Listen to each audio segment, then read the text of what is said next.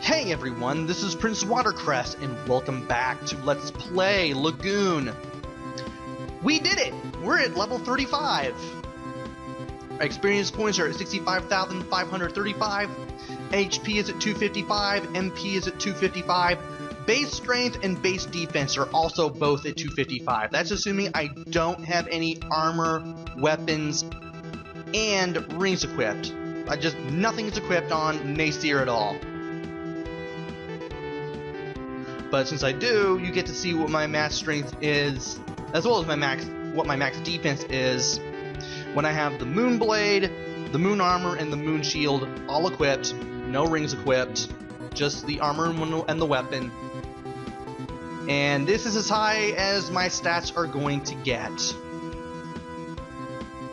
So without further ado, let's jump to this lone island here. And we went to this guy's house in the last video, and he told us that Zara and Thor have indeed brought the evil spirit back to life.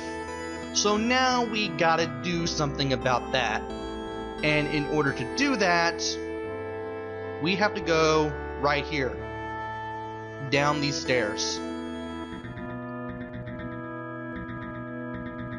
Same music as the Gold Cave. And this is the last dungeon-like maze in the game.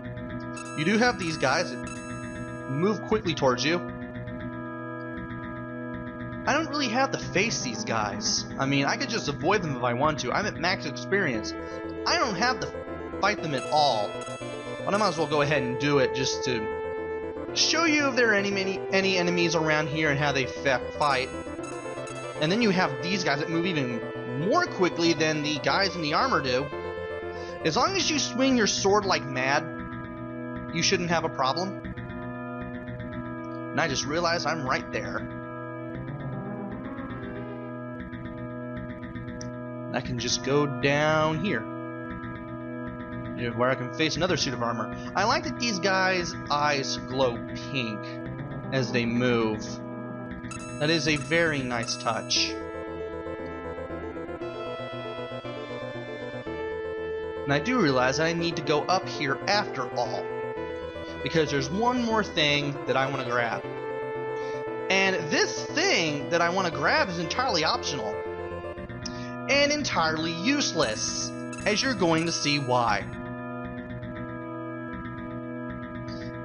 And I need to go down here, because we could have used this in certain areas of the game, like the Dwarf Desert, or the Dwarf Cave, or maybe even Lagoon Castle itself. I mean, it has some pretty quick enemies, such as those green guys with the spears. I mean, we could have used it for that. I mean, we could have used this item in all those places. Could have used it against these guys for all we know, just to get experience off of them. But the guys in the suits of armor, those huge suits of armor I fought in Lagoon Castle, they gave me 350 experience each. And I fought 83 of them to get to level 35. From level 29. Took me half an hour. And now we're at that chest that contains said useless item. The Time Ring. All it does is slow down normal enemies. It is useless against bosses. We could have used this earlier in the game, but since we don't have to fight enemies or experience anymore, matter of fact, I would implore you hit 35 before you even go down the stairs leading to this dungeon anyway. So, this thing is entirely optional, pretty much thoughtful but sort of useless. I guess if you were really hurting for experience and you didn't come down here at level 35, you could do it, but why'd you want to do that? And that's a serious question. Why would you want to come down here at anything less than level 35? You want to be level 35 at this point, because once you get done with this maze, you're facing the final boss.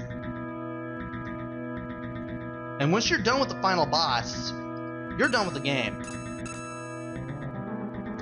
And that guy just did a number on me. I want to go down here, but first I might as well just go ahead and fight this guy just for fun. I don't even have to fight these guys. I'm just fighting it just to make it less of a chore to replenish my hit points. I mean, you can still swing your sword while not moving, and you can still replenish your hit points because you're not moving. I mean, I was even doing that with the giant suits of armor in Lagoon Castle. And I really do not like those guys because they tend to do a number on you. Again, you could use the time ring on those. But as long as you swing your sword like a madman, they shouldn't give you a problem at all. So what's the point? Besides, we're getting close to where we need to go anyway. Getting really close now. Matter of fact, we're in the leftmost part of the map. Yeah, the camera isn't going any further left, so this is as far left as we can go. And we got 2 more of these guys that we got to deal with. I'm just going to fight them off for fun. And then we're at these doors. Once you go through these doors, there's no going back. Because once you go through these doors, you have to fight the final boss battle, and you have to fight it in full. You can't just duck out of here at any point, heal up, go back in, and then do the final boss battle. You have to do it here. You have to do it in one shot. You have to go for broke. There's just no way around any of this. And I said that Ella, the battle with Ella on Phantom Hill, was the rage quit point. That's assuming you don't have the patience to fight Ella. If you make it past Ella, and you make it this far, this is a true rage quit point. Saving now. Lagoon Castle, save finished. Talking to myself so I can remember that I actually did this. Because I don't want to remember ever again. And once you go through this door, there's no turning back. No turning back. Now this guy does not have a life bar. At all. You have to just keep attacking this guy, and he'll eventually go down. Here is the demon. And because I stood near him and just kept swinging my sword like a madman, I was able to take him down in a few shots, especially because I was level 35, and he was able to go down just like that. And no, seriously, you cannot turn back. I'm trying to go back through here so I can save my game. In a safe spot. That's not happening. That's not going to happen at all. And I don't know if saving here will cause any problems. So I'm going to do this. Instead of having the elixir equipped, I'm going to use a life ball. Now, again, when I have the life ball equipped, and I die, I come back to life. But it's a one-shot deal. And once you go through this door, you will meet Thor and the evil warlock Zera. And if you die at any point, you will have to go through all this dialogue all over again. And guess what? We were a part of the plan too, and even we didn't know it. Just like Thor, just like Felicia, apparently when we beat up that evil spirit, we just made it wake up and get even more powerful. Great! Of course, Thor brought it back to life. But we're the one who woke it up. So we're just as guilty in all this. The only thing is, we have every intention to stop it. And Thor's power is the one thing controlling it.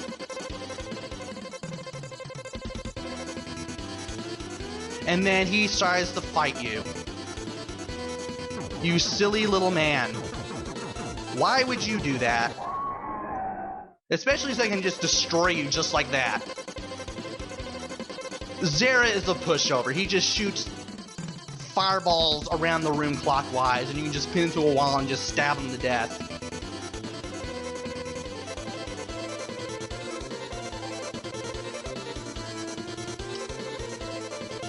And apparently Thor has now brought the evil spirit back to life, and now he's being told, kill Nasir.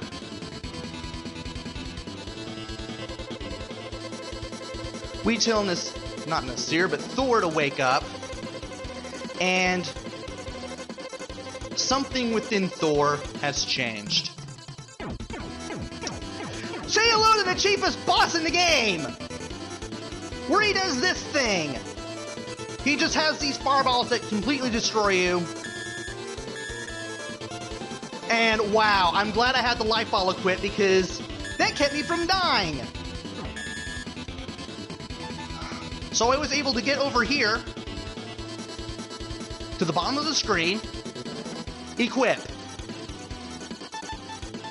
Get the fourth ring out. That is the curing ring. You want this. And pause, pause, pause, pause. Good. Now we're going to equip the elixir. Now we're going to jump. And now we got to get close. Notice where I'm standing. That just let us get a good shot on Thor. You may get pushed back a bit if that happens. Just get back to that spot and try again. And it definitely helps to have 255 magic points, 255 hit points to get that done. I cannot believe I did that on the first try. Yes, yes, yes! And amazingly, I'm showing more emotion in this video than I did in the other 11. Yay! Alright, we got Thor down. Let's re-equip the curing ring. And now let's talk to Thor. Now the text automatically scrolls through here.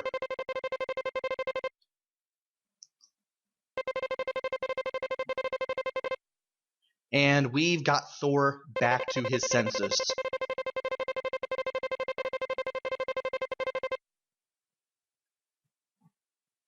And he apologizes for bringing the evil spirit back to life. And he knows of the legend. Thor and Nasir were not supposed to be enemies. But instead, thanks to Zera's influence, they fought each other. I won.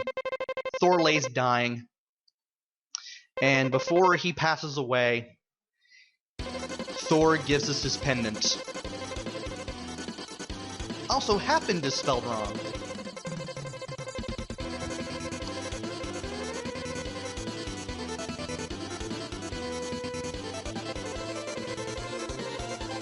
Thor's soul is now in the pendant, so he hasn't truly left us. And I'm not pressing any buttons here. The text is automatically scrolling on its own. So if you need to pause the video to read any of this, feel free to do so.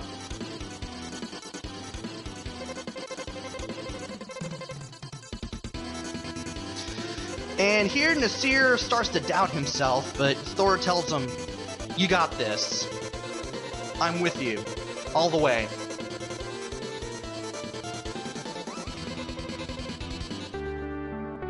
And here we are, we got Thor's pendant.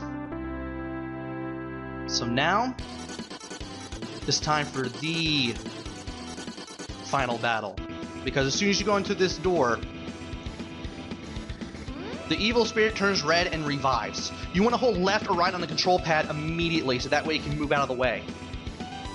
And you want to move all the way to the bottom of the screen and equip the powerful ring.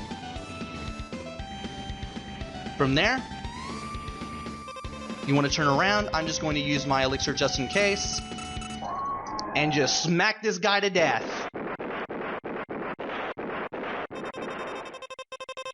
We've done it. We have finally beat Lagoon. And I didn't have to do any editing at all.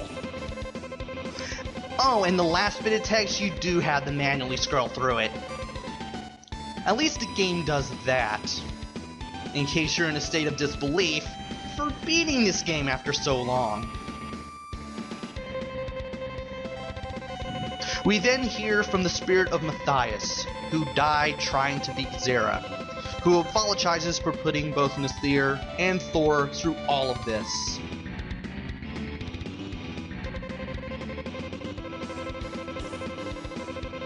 Maybe it's not the spirit of Nasir, maybe it's the gods themselves.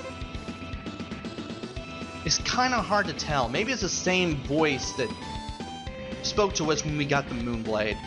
But nevertheless, we are tasked with keeping the balance between light and darkness and building a peaceful world. And tells Thor to stay with Nasir and help him. And to combine their powers. To leave the world a little better than when they first came into it. And to make sure this never happens again.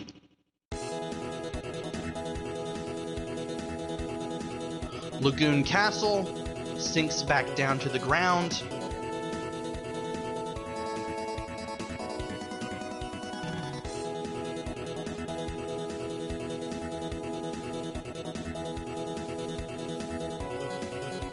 Nasir looks at Thor's pendant.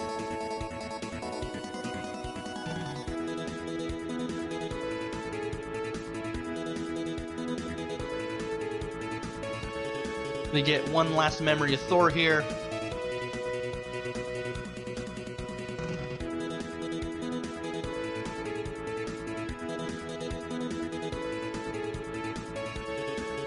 Princess Felicia catches up with us.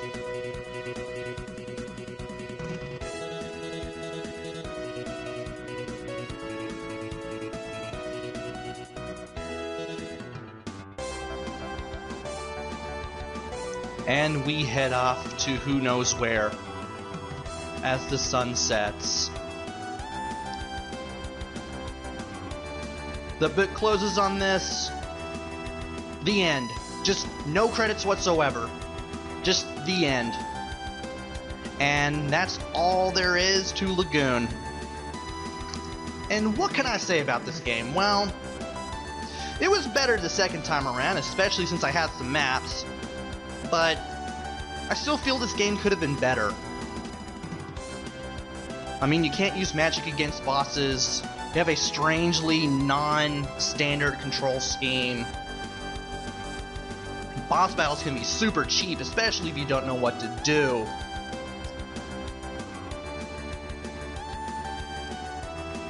And even battling can be a chore until you really get used to it. I mean, I had a heck of a time trying to fight monsters when I first played through this game. And now this second time around, which is shortly after the first,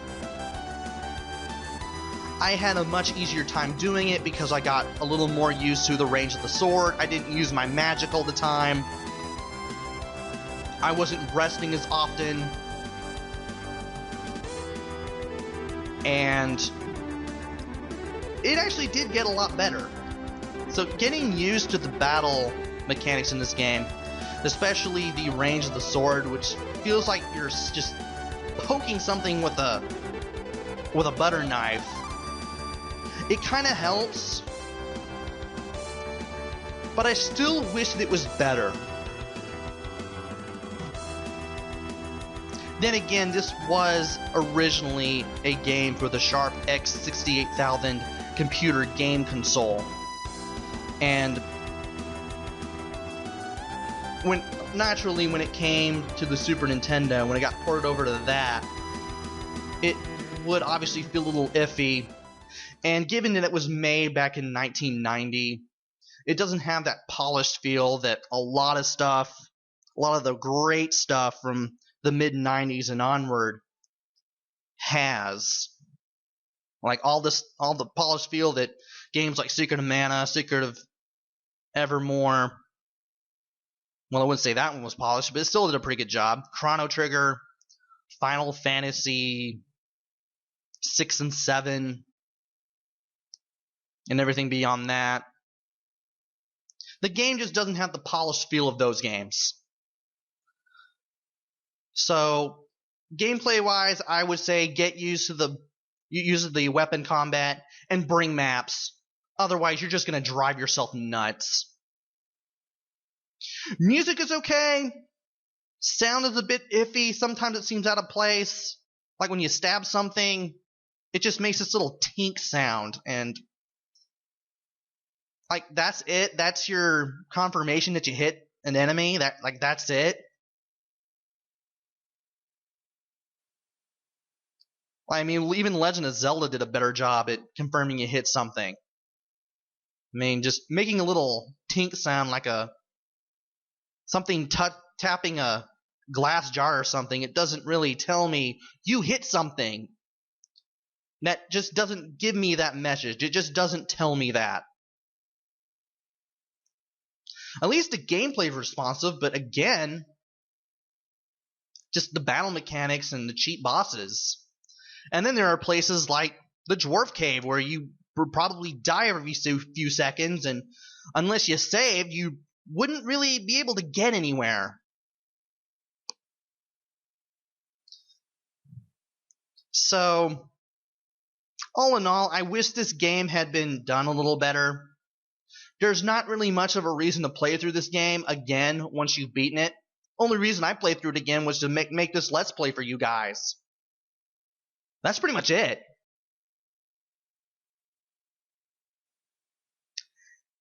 So yeah, I am kinda hesitant to recommend this game unless you want a bit of a challenge, because again, the battle system and some of the cheap locations and bosses, such as the Dwarf Cave, the fight against Ella, the final boss gauntlet. Other than that, unless you want a challenge, I would kind of stay away from this game. I mean, they tried, but it just doesn't have the polish that games later on in the 90s, like this one, had. It just doesn't have that polish. It just doesn't have that shine. And that's pretty much all I have to say about this game. So, hopefully, I'll be back with another game. Don't know when that will be, but I hope it's soon. And I hope that, unlike Lagoon, it's a halfway decent one at best. Until then, this is Prince Watercress. Take care, stay safe, thanks for watching, and see you guys later!